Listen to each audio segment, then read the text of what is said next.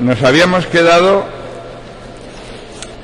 viendo el tema de las arteriolas dentro de la dinámica de la circulación.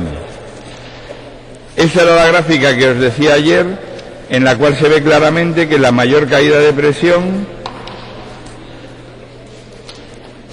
se debe o se produce en el territorio arteriolar, y que mientras que la presión sigue siendo pulsátil hasta llegar a las arteriolas, por detrás deja de ser pulsátil, lo cual les confiere la característica de ser los principales vasos de la resistencia.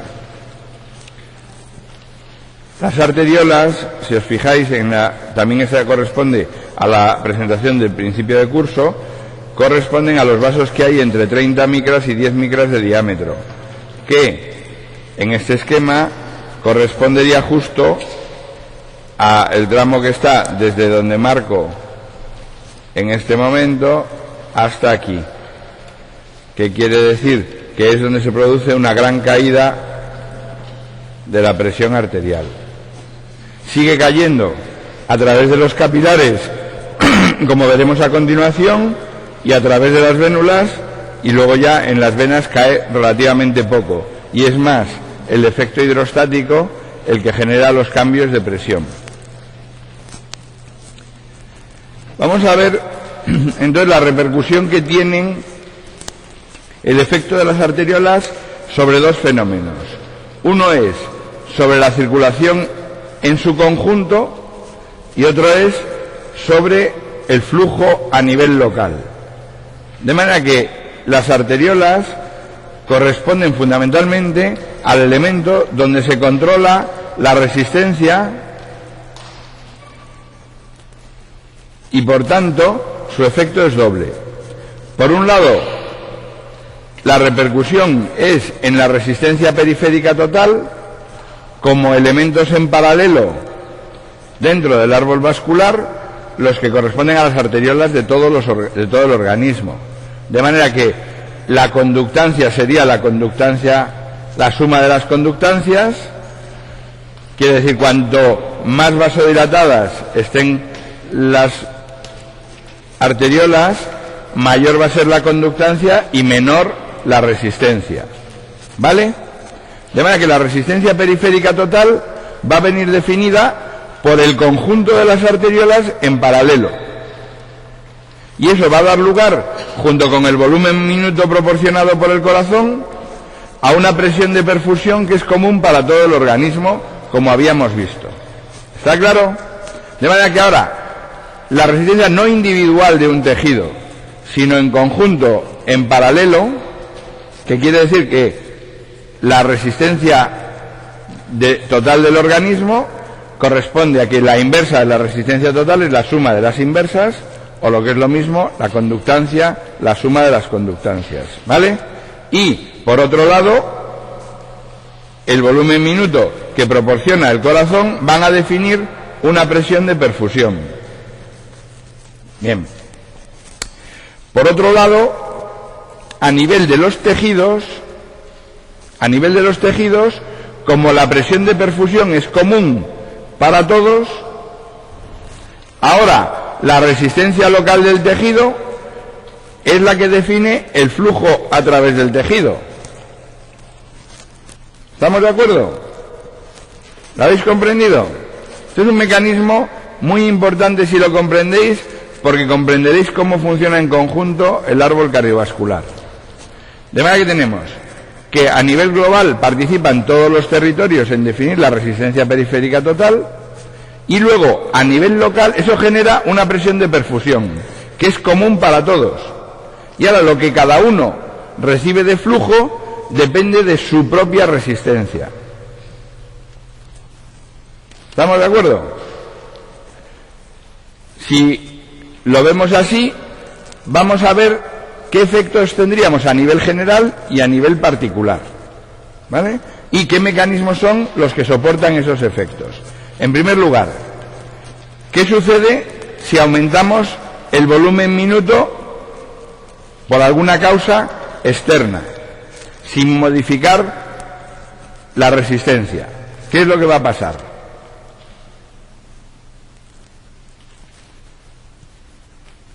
¿Qué término aumentaría de aquí? La presión de perfusión, muy bien.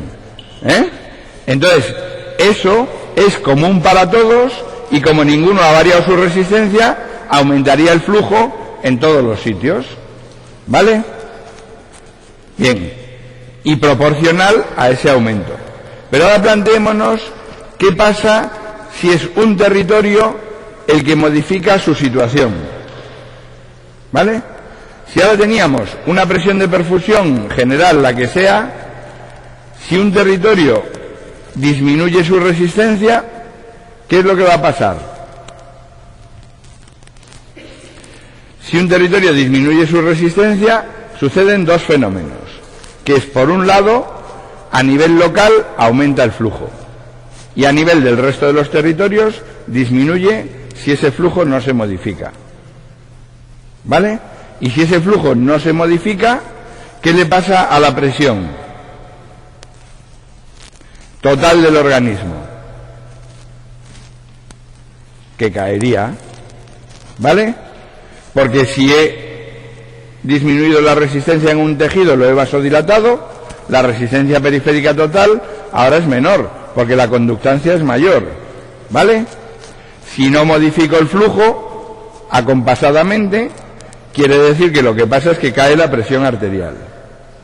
Y esto genera que veremos luego, cuando terminemos de dar un paseo por la circulación completa, estudiaremos los mecanismos de regulación.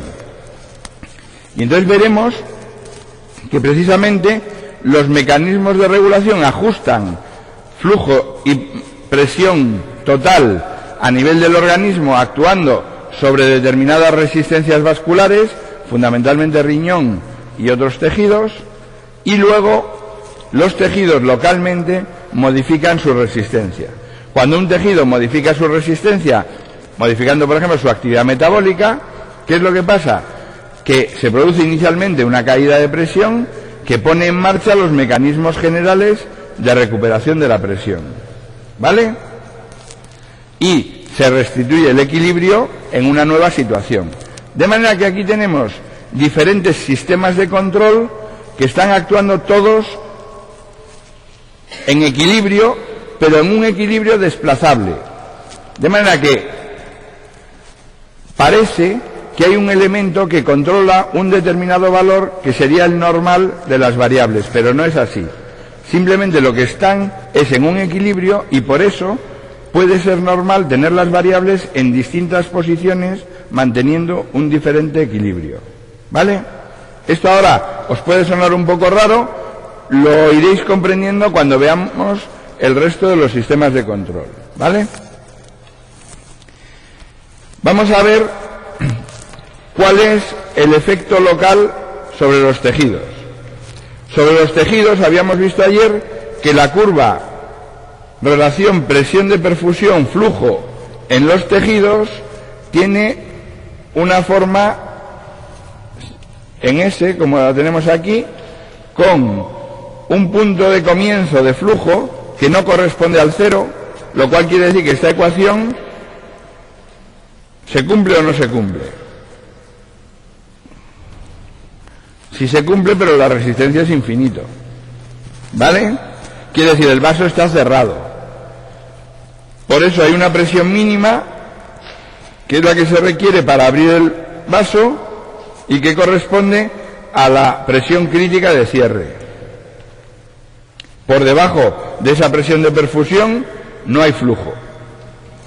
Luego tenemos una fase en la que hay una relación lineal con una pendiente entre el cambio de presión de perfusión y el cambio de flujo, lo cual hace que prácticamente sea una ecuación en este sentido, cuya pendiente sería 1 partido por R, o lo que es lo mismo, la conductancia. Si tenemos que en el eje Y está la Q y en el eje X está la presión de perfusión, la pendiente de esta recta correspondería a la conductancia o a la resistencia. ¿Vale? A la inversa de la resistencia, perdón.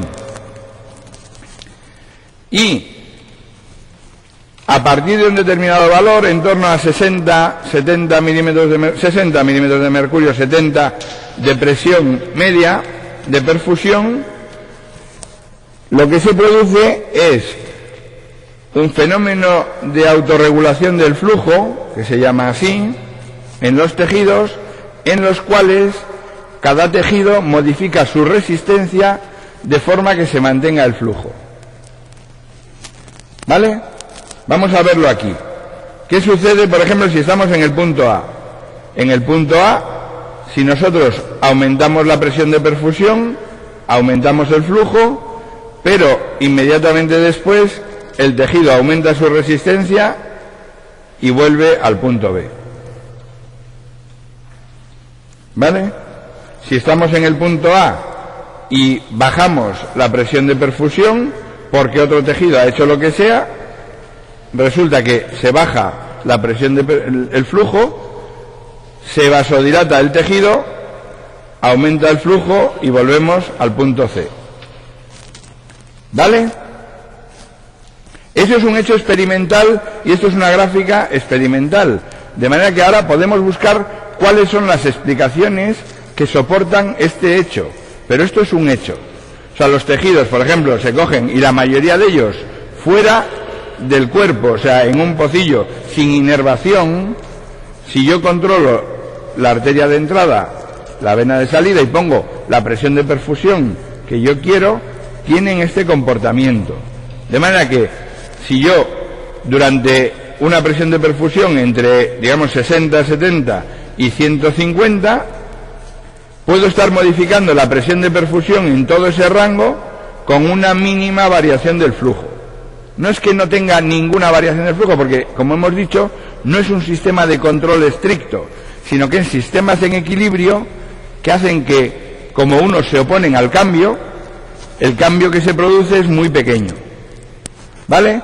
Sí que se aumenta el flujo, pero se aumenta muy poquito en toda esta trayectoria. ¿Vale? Y eso se debe a que cuando se aumenta la presión de perfusión, lo que se aumenta es la resistencia. Y entonces el cociente presión de perfusión partido por resistencia se mantiene casi constante. ¿Cómo se aumenta la resistencia?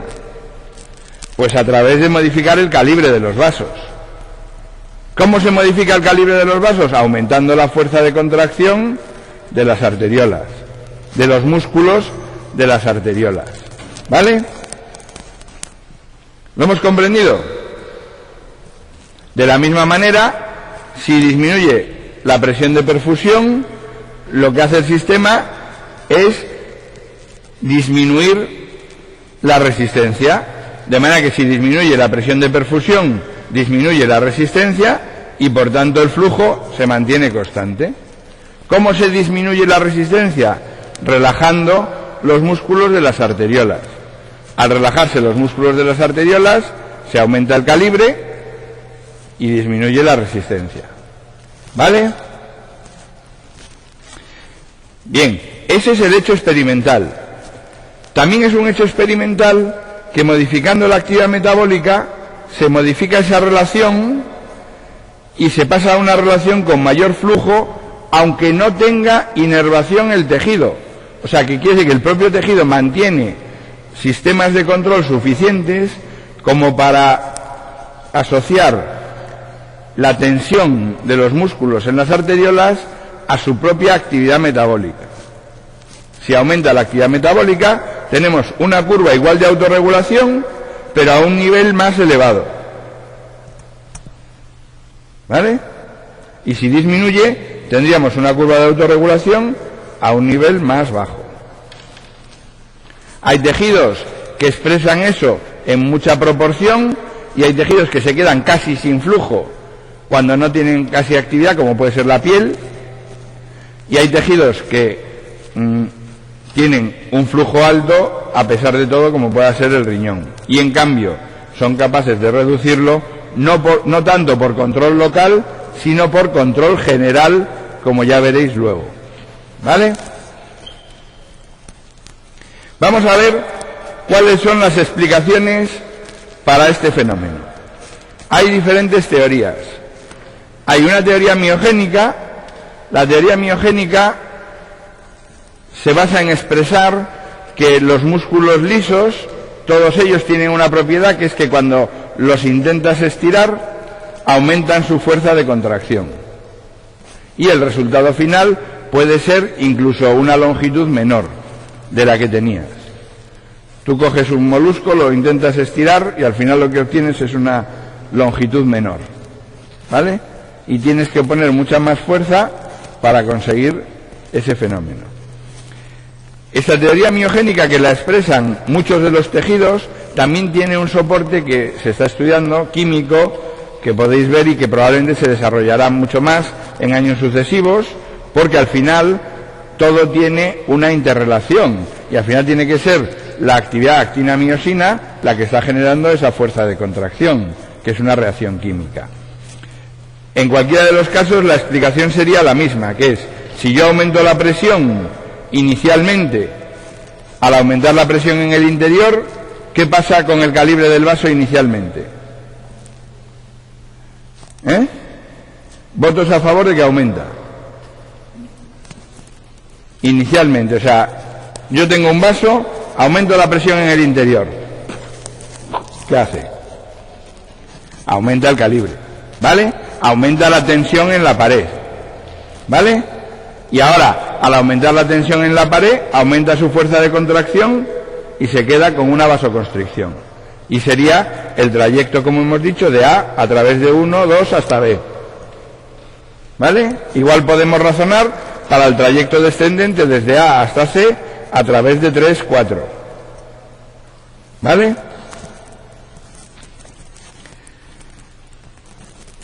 Lo siguiente que tenemos corresponde a la teoría química.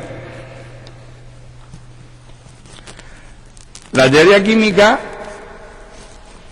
explica esa relación en función de la fabricación de vasodilatadores locales.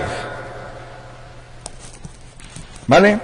Si os acordáis de la ley de Fick, que estudiamos para el consumo de oxígeno en el corazón, para el volumen minuto cardíaco y demás, habíamos visto también que resultaba muy interesante razonar qué pasa con la concentración de sustancias a nivel de los tejidos. De manera que la concentración de cualquier sustancia en cualquier punto del tejido depende de la concentración que haya a la entrada, más lo que se produzca dividido por el flujo. Le podemos poner un puntito al flujo. Bueno, se lo he puesto en rojo, vamos a ponérselo en azul.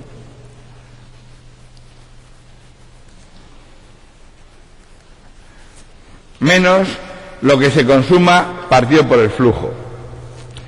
¿Con esto qué ha pasado? Ha pasado un fenómeno muy curioso. Yo ahora he transformado un problema que era la relación, que por cierto me ha desaparecido de aquí,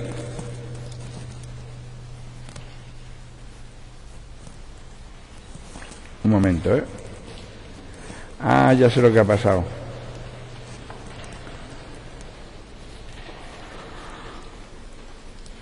Bueno, un segundo.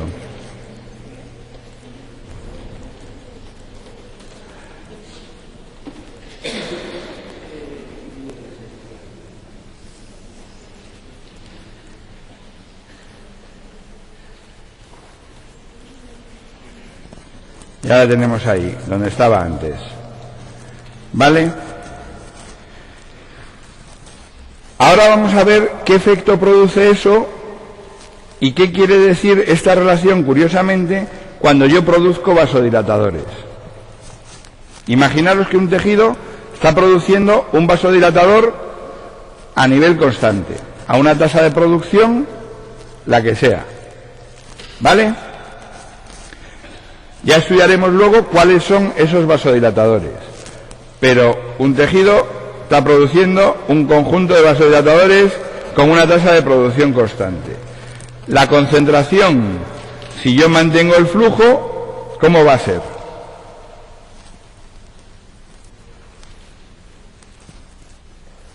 ¿Constante o no? Sí. Y eso mantiene un tono constante, una resistencia constante en las arteriolas. ¿Vale? ¿Qué pasa si ahora yo aumento la presión de perfusión y por tanto aumento el flujo? ¿Qué le pasa a la concentración del vasodilatador? A ver, votos a favor de que no varía. Votos a favor de que aumenta. Votos a favor de que disminuye.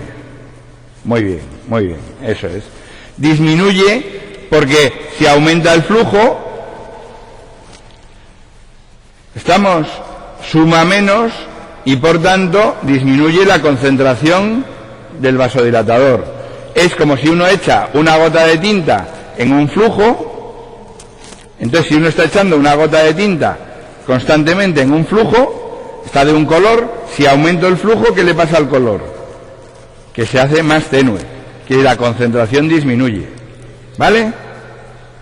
Entonces, si disminuye la concentración del vasodilatador, ¿qué le pasa a la contracción muscular? Que aumenta. Y si aumenta la contracción muscular, se produce la vasoconstricción. Y ahora, este fenómeno explica de la misma manera, y todos se superponen, quiere decir, un mecanismo no impide que actúe el otro. Son todos mecanismos superpuestos. Y hay tejidos que expresan más unos que otros, y eso explica por qué pequeñas diferencias entre los diferentes tejidos. ¿Vale?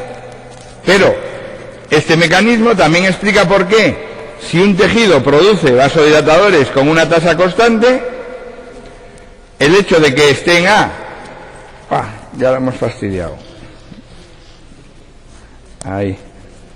El hecho de que esté en el punto A y hayamos aumentado el flujo, va a hacer que se disminuya la concentración de vasodilatadores, se produzca la vasoconstricción, aumente la resistencia y pasemos al punto B. ¿Os dais cuenta? Y ahora hemos conseguido transformar un sistema de control en el cual, en vez de ser la presión y la resistencia las que controlan el flujo, es la concentración, o sea, la producción de vasodilatadores la que controla el flujo independientemente de la presión y la resistencia. Y ahora el tejido puede controlar su flujo simplemente en función de la producción de vasodilatadores, independientemente de cuál sea la presión de perfusión. ¿Vale? ¿Lo habéis comprendido? Vamos a ver, ¿qué hace un vasoconstrictor? Este es un vasodilatador, pero ¿qué haría la vasoconstricción? Cierra el diámetro. Si disminuye el diámetro, ¿qué le pasa a la resistencia? Y si aumenta la resistencia, ¿qué le pasa al flujo? Disminuiría, lo cual quiere decir que si yo estoy en el punto A, ¿vale? Ahora, he aumentado la presión de perfusión, ¿vale? Por cualquier circunstancia que no dependa, incluso, que generalmente es que no depende de ese tejido, ¿vale? Entonces ahora inicialmente se produce un aumento del flujo, ¿vale? Curiosamente, ese aumento del flujo, ¿qué le va a hacer a los vasodilatadores? Les va a hacer disminuir su concentración. Si disminuye la concentración de vasodilatadores, ¿qué le pasa a la vasoconstricción? Pues porque míralo, vamos a ver, si yo tengo una tasa de producción X de vasodilatadores por minuto, que eso es lo que fabrican las células del tejido, ahora, si yo aumento el flujo en ese tejido, ¿qué le va a pasar a la concentración? Que disminuye. Es lo mismo que te estoy diciendo yo, lo ves muy fácil con el ejemplo de la gota de tinta.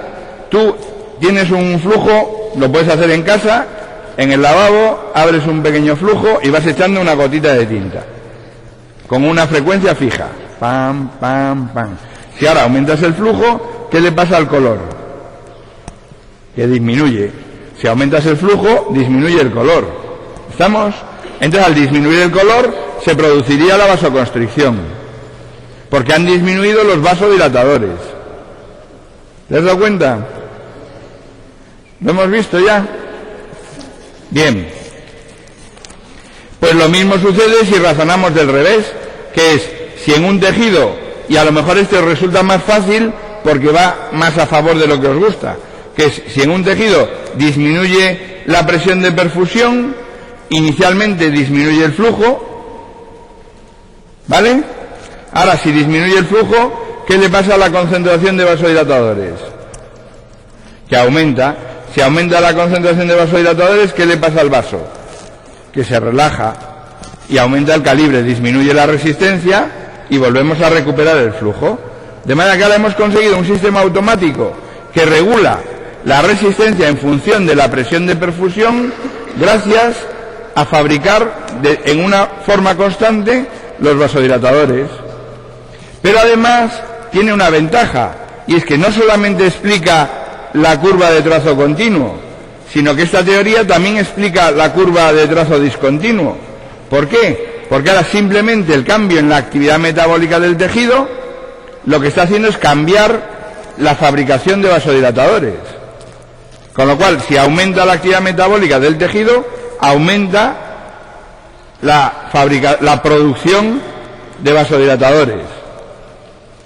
¿Qué pasa si yo, con la misma presión de perfusión, aumento la concentración de vasodilatadores? ¿Qué le pasa a la resistencia? Que disminuye. Si disminuye la resistencia, aumenta el flujo. De manera que ahora, si yo produzco más vasodilatadores, llego a una nueva situación de equilibrio, pero con más flujo. ¿Lo habéis visto?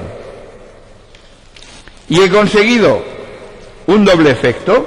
Consigo un efecto de autorregulación, de manera que el flujo en el tejido va a ser independiente de la presión que haya para el conjunto del organismo, y por otra parte, su flujo se va a adaptar a sus propias necesidades, que es lo que habíamos visto que era la función esencial del aparato circulatorio. ¿Vale? Ese conjunto de vasodilatadores y vasoconstrictores lo veréis cuando veamos en la regulación, pero hay unos que van asociados al propio endotelio y hay otros que van asociados a la actividad metabólica de los tejidos. ¿Vale? Como son el propio pH, el CO2 o el oxígeno. ¿Vale? ¿Está comprendido? Dime. A ver, habla fuerte.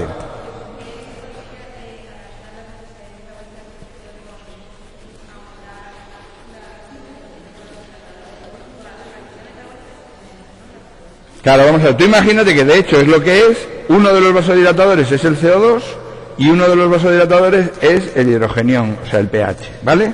La concentración de hidrogeniones. Entonces, y de hecho, la disminución de la PO2, ¿vale? Entonces, ¿qué sucede si un tejido aumenta la actividad metabólica? ¿Qué le pasa a la producción de CO2? Que aumenta, con lo cual, mientras tenga una actividad constante, mantiene una producción constante. Pero si aumenta su actividad metabólica, el aumento de la actividad metabólica en los tejidos, ¿por qué se produce? ¿Cómo se produce el aumento de actividad metabólica en un tejido? Por ejemplo, a ver, aumenta tu actividad metabólica. Eso es, perfecto. O sea, tienes un elemento que genera aumento de la actividad metabólica, que corresponde a la actividad nerviosa voluntaria movilizando músculos. ¿Vale? Entonces aumenta la actividad metabólica en el músculo. ¿Pero eso aumenta la actividad metabólica en el intestino? No. O sea, hay diferentes tejidos y por eso unos sí y otros no, y se produce una redistribución del flujo de unos tejidos a otros. ¿Vale? Ahora, ¿cómo aumenta la actividad metabólica, por ejemplo, en el intestino? Eso comiendo, ¿vale? Por eso comer y hacer ejercicio a la vez, ya empieza la cosa a sufrir más el corazón. Ahora ya me tengo que encargar, ya hay dos elementos que están generando demanda de flujo. ¿Vale? Otros sistemas de control que regulan, por ejemplo, típicamente, que no es exactamente a través de actividad metabólica, pero sí de actividad metabólica general del cuerpo y de disipación de temperatura, corresponde a los mecanismos de control de la temperatura, que eso va en la piel. Entonces, ¿qué pasa? La piel, y eso va por sistema de control central, que si aumenta la temperatura se vasodilata. Por eso, si tú te pones al sol a hacer ejercicio después de comer, o sea, o tienes un árbol cardiovascular joven y fenómeno, o las probabilidades que tienes de que te dé un infarto son relativamente altas. ¿Vale? Y esa es toda la situación. Y eso es lo que te explica los fenómenos que suceden en esa situación. ¿Lo has comprendido o no? ¿Cómo se aumenta la actividad metabólica general de la mayoría de los tejidos del organismo que no sea de control voluntario? A ver, esto es muy importante. Y sale no solo en esto, sale muchísimas veces. Y sale hasta en el MIR, sistemáticamente. ¿Cómo lo controlas? ¿Cómo controla el organismo la actividad metabólica de los tejidos?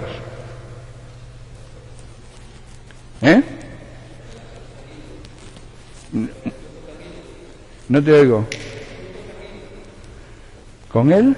Flujo sanguíneo. O sea, tú piensas que si le aumentas el flujo aumenta el consumo. O sea, fíjate, si aumenta el flujo, aumenta el consumo, o lo que hace es volver otra vez al flujo que tenía. No, no está relacionado. Ese es un error. El problema es que una cosa son las ecuaciones fisiológicas, físicas que se cumplen siempre, y otra cosa es que se pongan en marcha los mecanismos de control, que eso es lo que condiciona cómo está la relación entre unas variables y otras. Entonces, ¿el hecho de aumentar el aporte de oxígeno hace que los tejidos consuman más? ¿O simplemente se oxidan más? Se oxidan más, punto. ¿Vale? Pero no consumen más. Los tejidos, y simplemente sale más. ¿Vale? Los tejidos consumen más, ¿cómo? Aumentando su actividad metabólica. ¿Y quién define la actividad metabólica de un tejido? Las enzimas. ¿Y quién controla las enzimas? Fuerte, eso es. El sistema endocrino fundamentalmente. Eso es. Eso sí es pensar fisiológicamente. De manera que en cualquier tejido, habitualmente lo que le va a modificar su situación es la situación bioquímica que tenga, hormonal, de elementos que estén actuando sobre esas células. ¿Vale? Y eso es lo que sí modifica la actividad metabólica de los tejidos. ¿Vale? Perfecto. Y simplemente, si tienen aporte suficiente de nutrientes y de oxígeno, hacen un tipo de metabolismo, y si no, no pueden realizarlo, que es diferente. Pero si tienen en exceso, el exceso no cuenta, se devuelve. ¿Vale? Si tienen defectos, sí, porque entonces no pueden realizar la actividad. Y por eso, en unos casos o se mueren, o en otros casos simplemente pasan a hacer otro tipo de metabolismo si tienen esa posibilidad. ¿Vale? Muy bien. Bueno, entonces, hemos visto que precisamente este mecanismo es esencial para la función que habíamos visto, esencial del sistema cardiovascular, que es adaptar el flujo en el tejido a sus propias necesidades metabólicas independientemente de los demás. Aunque ese efecto siempre tiene repercusión sobre el sistema general porque modifica la resistencia periférica total. Y o se ponen en marcha mecanismos de control de la circulación general, o simplemente los demás se quedarán con menos. ¿Vale?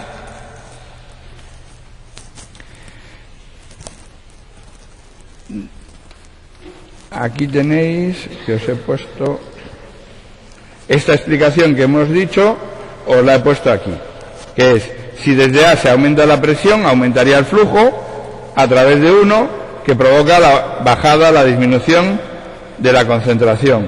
La nueva concentración provoca aumento de la resistencia. Si se mantiene la presión, se llega a B, que es a través de 2, y se normaliza el flujo. Lo mismo para el trayecto A hasta C a través de 3, 4, ¿vale? El resultado final es que consigues un sistema en el cual el flujo del tejido, del único elemento que depende prácticamente en todo el trayecto de autorregulación, corresponde a la producción de vasodilatadores por parte del tejido. ¿Vale? y además permite adaptar a la actividad metabólica siempre y cuando la producción de vasodilatadores corresponda a la actividad metabólica del tejido. Y por último, nos queda una teoría que también siempre está presente,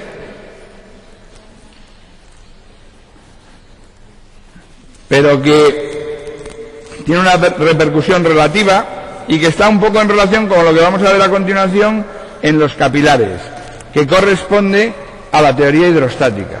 La teoría hidrostática indica que si se aumenta el flujo y aumenta la presión, lo que va a pasar es que sale más líquido a través de los capilares, y ese líquido que sale al tejido intersticial está aplastando los vasos que pasan por el tejido, ¿vale? De manera que el hecho de que aumente el flujo de salida también repercute presionando desde fuera a los propios vasos del tejido, que se encuentran más comprimidos. Eso en algunos de los tejidos puede resultar importante, pero probablemente los dos mecanismos, el miogénico y el químico, resultan más interesantes para nosotros a nivel general, aunque los tres se dan siempre. Uno no excluye a los otros dos, ¿vale? Bueno, y vamos a pasar entonces a estudiar el siguiente punto de la circulación, que corresponde al territorio capilar.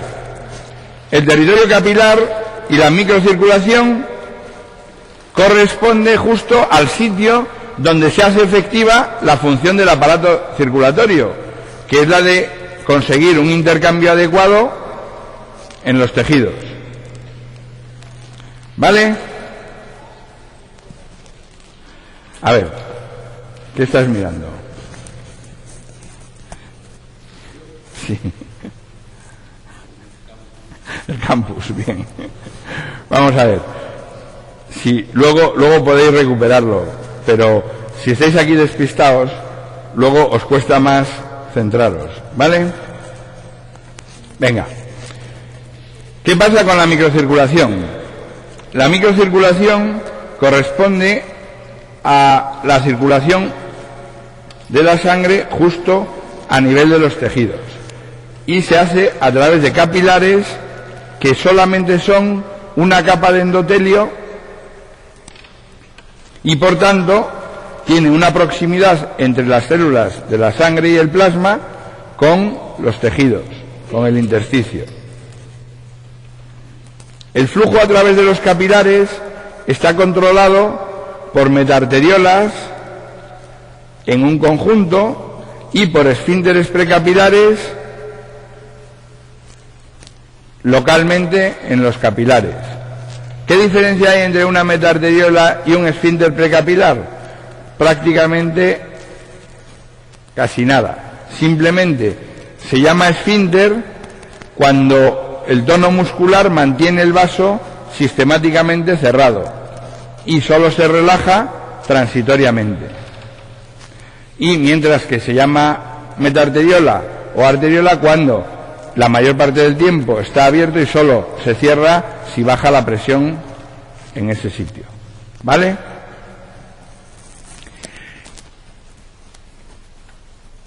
Estos sistemas controlan la circulación a través de los capilares y a través de los cortocircuitos arteriovenosos que tienen todos los tejidos, de manera que hay siempre una proporción de sangre que no pasa por los capilares. Pasa directamente de las arteriolas a las venas, o de las arterias pequeñas a las venas, a través de cortocircuitos arteriovenosos. Dime.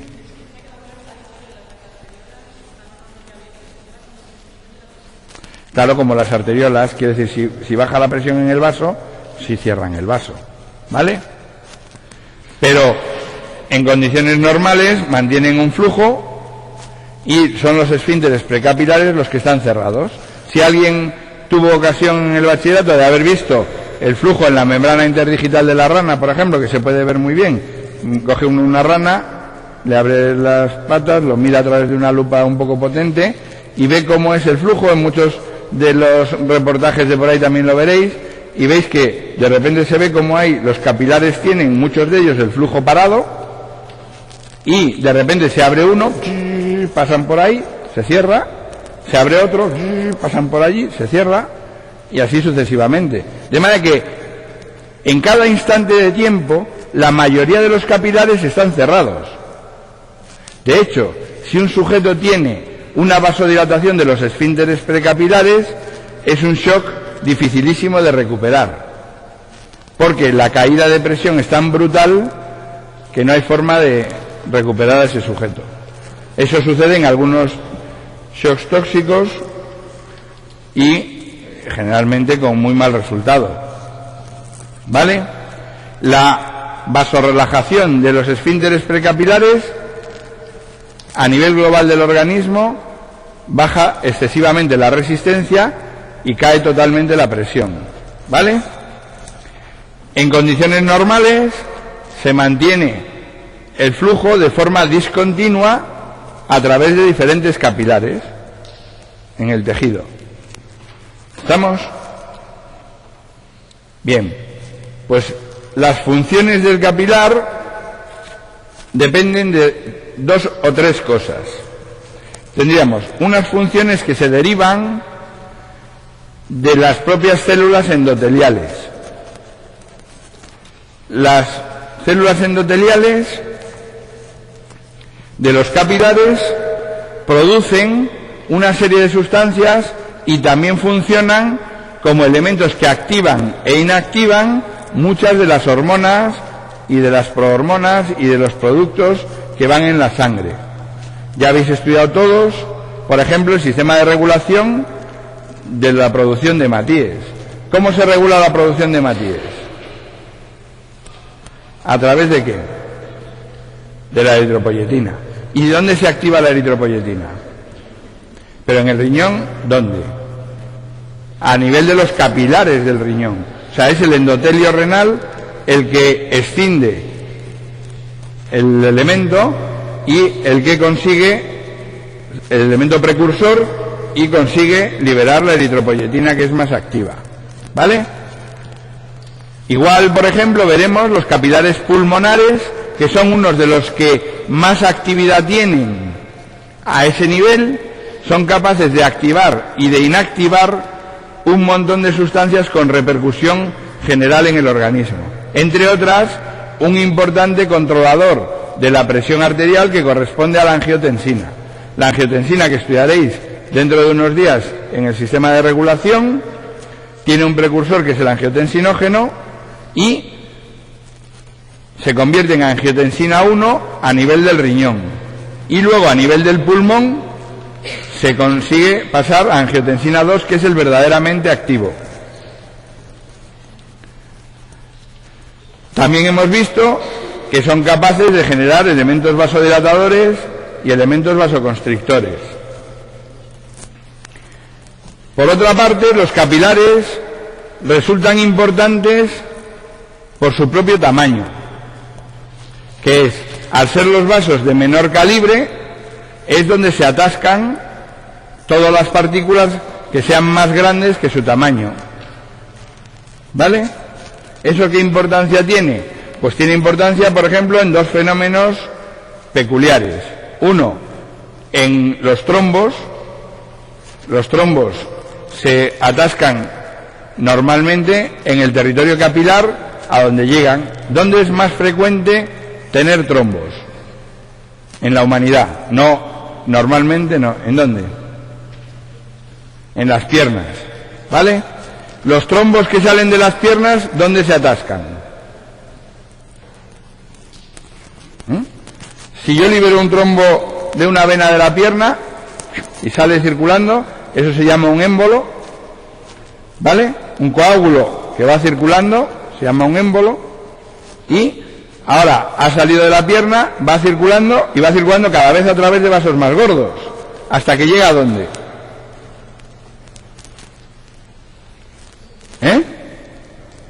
¿A qué capilares? Si sale de la vena de la pierna, ¿a qué capilares llega?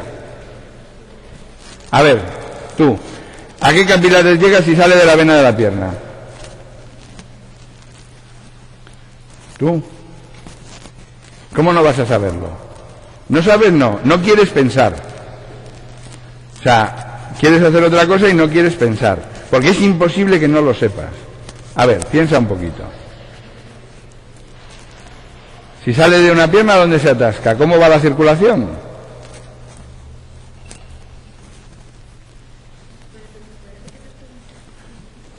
Tu compañero te la repite. ¿Tampoco? Joder, pues tu compañera.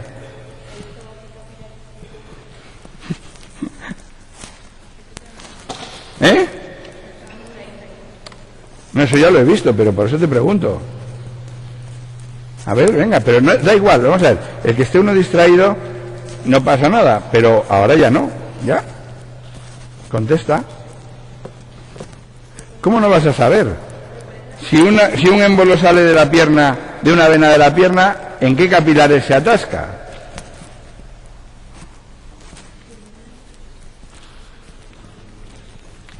A ver, ¿sí?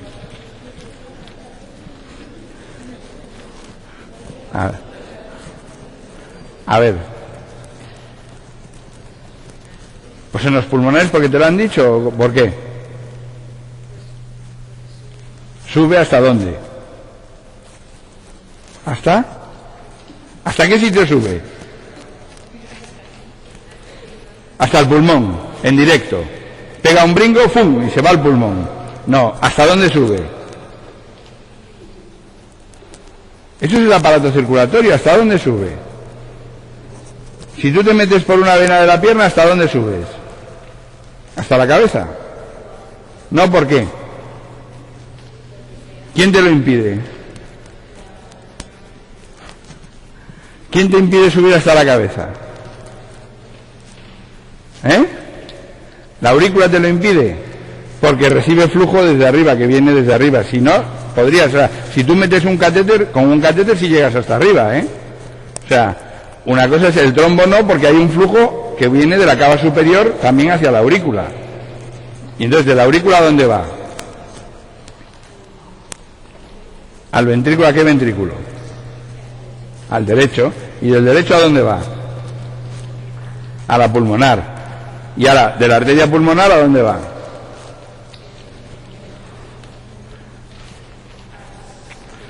¿A uno o a otro pulmón? ¿Al pulmón derecho o al pulmón izquierdo? ¿A cualquier sitio? ¿Pero irá más a uno que a otro o no? ¿Irá más a uno que a otro o no? No, ¿por qué? A ver, ¿por qué no? Esto sí es circulatorio, Esto que está pensando eso es pensar en circulatorio. ¿Cuál es y eso es lo que os va a averiguar dónde tiene un sujeto, dónde tienes que buscar si un sujeto tiene émbolos en el pulmón, fundamentalmente. A ver, aquí da igual a qué pulmón va, o de qué dependerá, que eso es la fisiología. ¿Irá más a qué pulmón? ¿Al izquierdo por qué? Pues está más cerca del corazón y dice, voy por aquí que es más cerca. ¿Quién le empuja? Le empuja el flujo. Entonces se irá al que tenga más flujo. Se irá al que tenga más flujo con más frecuencia. No es que no vaya a cualquiera de los dos, puede ir a cualquiera de los dos, pero lo más normal es que vaya al que tenga más flujo. Y luego dentro del pulmón, ¿a dónde va? A donde tenga más flujo también. ¿Vale? Y por eso el sitio donde más fácil que se atasquen es en las bases y en la base del pulmón derecho. ¿Vale? Y ahí, y eso solo lo averiguas simplemente porque es donde, por tamaño y por cómo va la circulación, le toca atascarse. ¿Vale? Si es más grande, la suelta de émbolos, pues ya van para todas partes. ¿Vale? Y, aparte de los émbolos, que es frecuente, otro de los elementos que también se atasca, por ejemplo, en la humanidad con cierta frecuencia son los gusanos. Porque el 90% de los humanos es parasitado por gusanos al menos una vez en la vida, y los gusanos también les pasa lo mismo, van por el cuerpo, se meten en la sangre, pum, se atascan en los capilares Eso ya, joder, qué cosa. ¡Ah, los gusanos, Dios mío! Pues los gusanos también. Y eso explica dónde te vas a encontrar los quistes hidatídicos, dónde te vas a encontrar la parasitación por determinados gusanos. ¿Vale? O sea que no es una cosa tontorrona. Si tú tienes gusanos que has comido, ¿a dónde van primero? ¿Dónde se atascan primero? En el hígado, que es el primer territorio capilar que pasan. Y si pasan del hígado, se atascan en el pulmón. Y si pasan del pulmón, se atascan pues ya en el cerebro, en el riñón, en el hígado, en todas partes. ¿Vale? Eso es lo que pasa, por ejemplo, con el quiste hidatídico.